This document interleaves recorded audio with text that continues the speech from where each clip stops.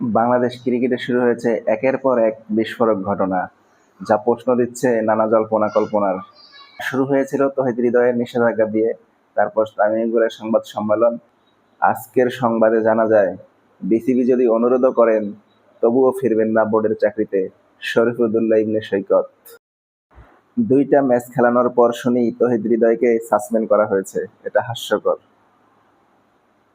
ক্রিকেটারদের সম্মানহানিতে ক্ষুব্ধ তামিম।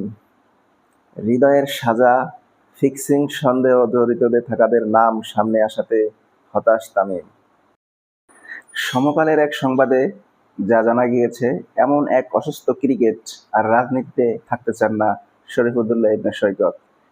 তাই তিনি জানিয়েছেন, বিসিবি অনুরোধ করলেও তিনি আর ফিরছেন না বোর্ডের এই চাকরিতে।